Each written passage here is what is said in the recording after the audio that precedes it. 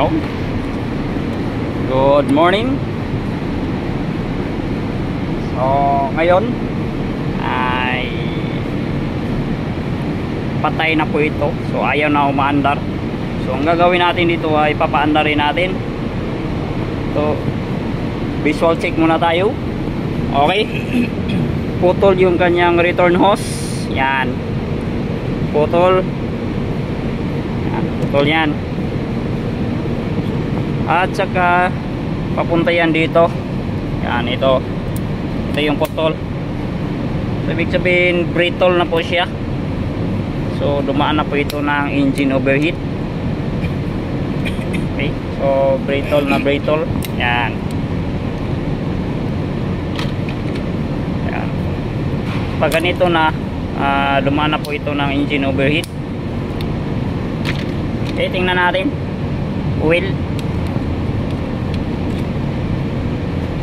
Wala namang sagol dito. So tingnan natin doon sa kanyang oil dipstick. Dito. Yo.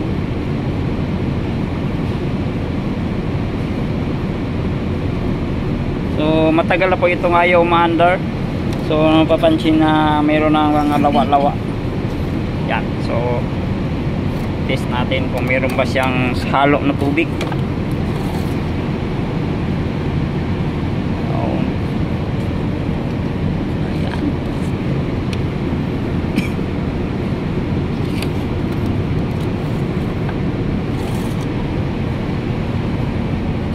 Okay.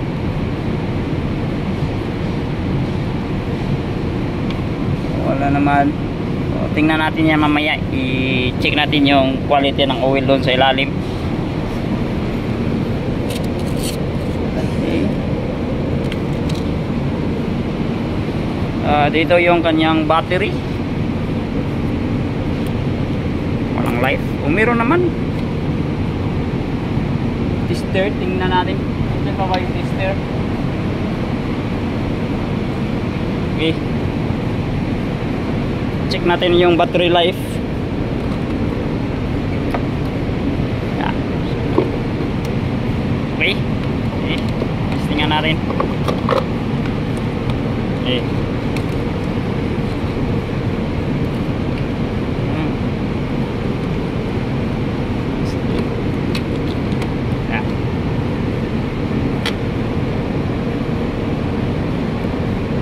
Yan. 12.79 volts. So malakas pa yung battery niya. Okay.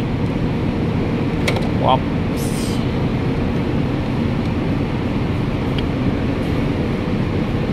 Okay. Tingnan muna natin yung kanyang filter. Tanggalin mo nga itong battery ito. Okay. Ito. Meron pa G's. Yan. Isama mo na to. Or ayaw. Yan.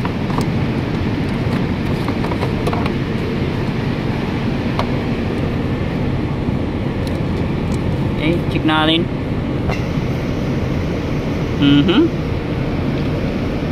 Iba na yung kanyang screw bolts, iba na.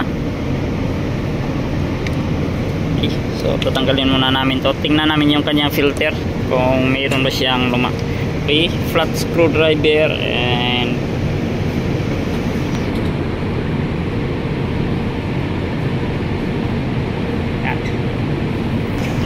okay guys, so ito yung kanyang PCM, power control module. Yan. Okay. Ito na rin. Ganun.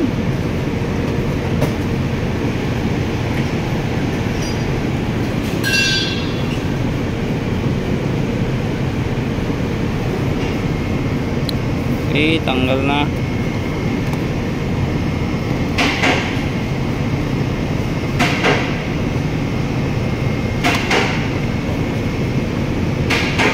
Okay. Tingnan natin kung may nakapasok ba siya na tubig. So importante ito na walang tubig.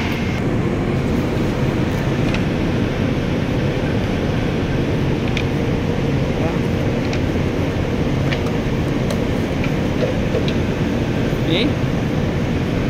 Bago. okay. Bago ah. Basa. Yan. Balik natin.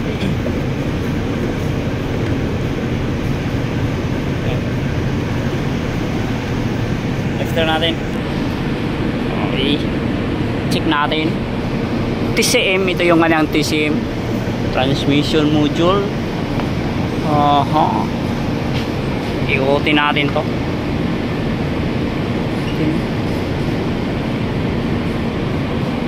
Tingnan natin to. Ikutin natin to. Yan. Ba, yun lang. Ayaw mag-ikot. Matigas ah. Ayaw maikot yung kanyang crankshaft. Nakaungot talaga eh. Kahit purisahin natin. Yan, sobrang tigas. Ikaw nga. Iya. Sobrang tigas. So, ikotin natin pabalik. Okay, balik.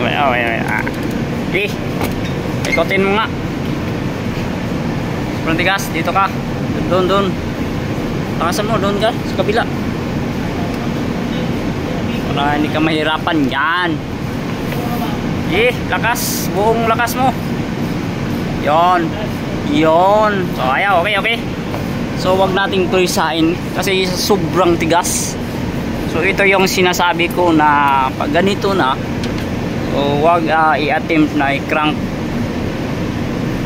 na ayaw umaandar. Yan. Tingnan natin dito. Dito. Tanggalin natin to.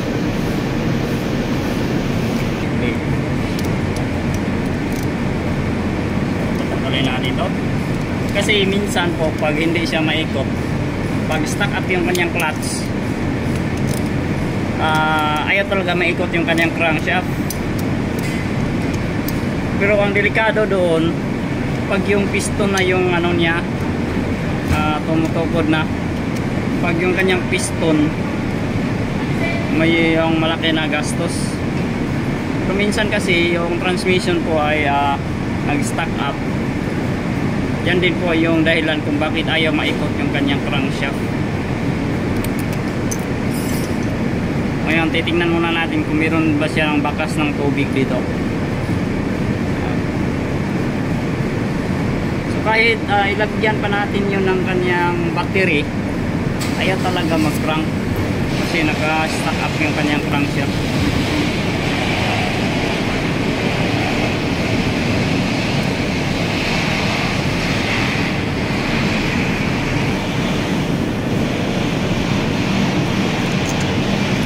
Guys,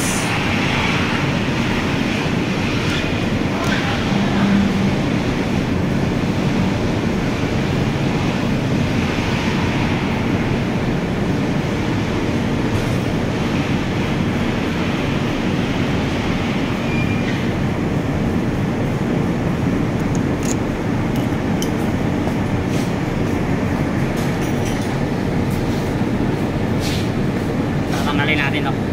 Yan. Okay guys, ito yun guys, sinasabi ko na stuck up. Yan. So tingnan natin. Ito guys, basang-basa ng tubig. Yan. So basang-basa ng tubig. Iikutin natin to pag naka-stuck up dito. Tingnan natin.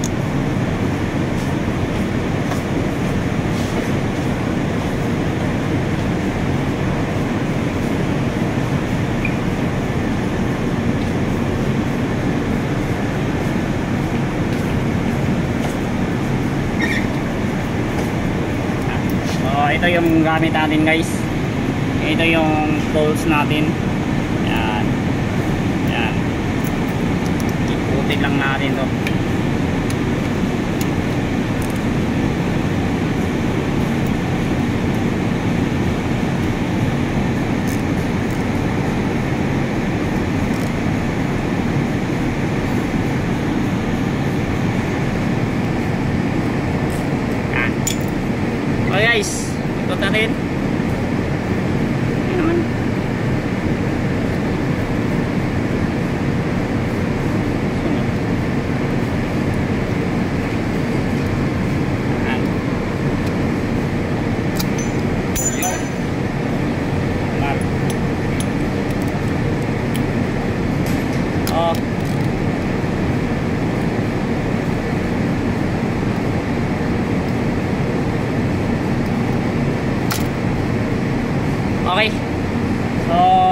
tingnan natin yung kanyang spark plug. Tingnan natin yung spark plug niya. Tingnan natin yung spark plug, guys. Oh my. Ito, kabila. Yan. Ito. Parang halo na to eh. Parang ano na to eh. Parang laman. Parang wala nang laman ah. Tingnan nga natin. Parang wala nang spark plug dito ah. Uy. Anong nangyari? Yung spark plug niya, ano natin? So, tanggal na pala yung kanyang magnet nito. Ay, magnet na naman. Tanggal na pala yung kanyang spark plug. So, may gumalaw na pala nito ah.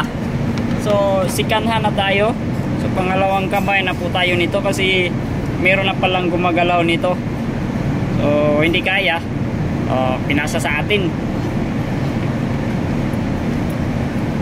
Yan. Pag hindi kaya, pinasa natin. Yan maganda. Pag hindi kaya,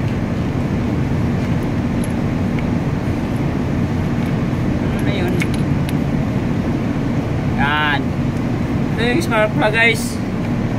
Natanggal na pala to eh. Tingnan nga natin. Baka may ano dito. Butas dito. Ayaw. Yan. Dito nga. Yan ako nga dito. Yan. Yan, guys. So. Look, ano yun? Parang may basa ah. Oh, may basa dito ah. May basa na tubig, guys. May basang tubig.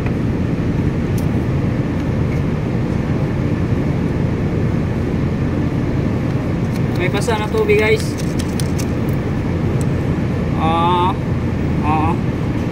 Basa na tubig. Napasukan ng tubig talaga to eh. Malaking trabaho to eh. Yan, may tubig.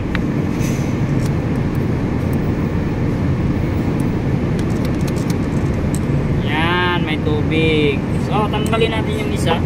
Tanggalin natin to.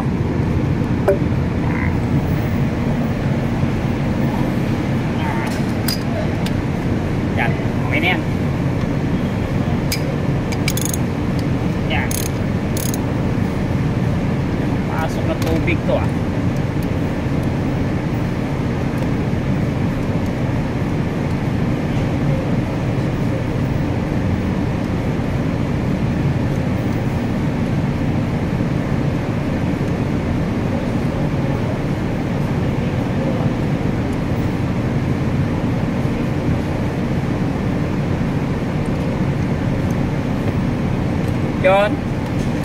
Yun, may tubig na naman. Yan, may tubig. Yan. Yari tayo dito. Tingnan natin. Tubig dito. Yan. Yan. Tingnan natin kung may basa. Yan, basa, tubig.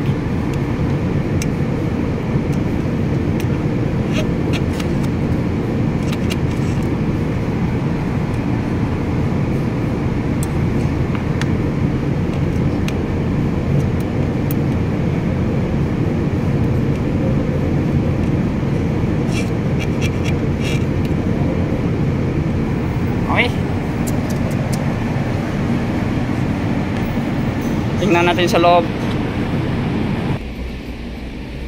Yung.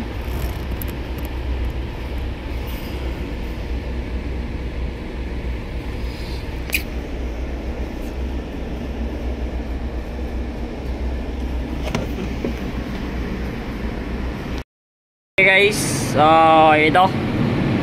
So pangalawang kamay na po tayo nito. So malaking trabaho po ito. So yung recommend ko po nito ay i-pull down yung engine at saka transmission at visual check linis na din kung kinakailangan, at papalitan kung kinakailangan may papalitan. Okay po, at yun lang po muna. Abangan natin yung part 2 nito, yung pagbaklas nito kanyang buong engine, at ano talaga yung sanhi kung bakit nag stuck yung kanyang crankshaft, ayaw maikot. Ayan. So yun po, hanggang dito lang po muna ako, at maraming salamat sa panonood.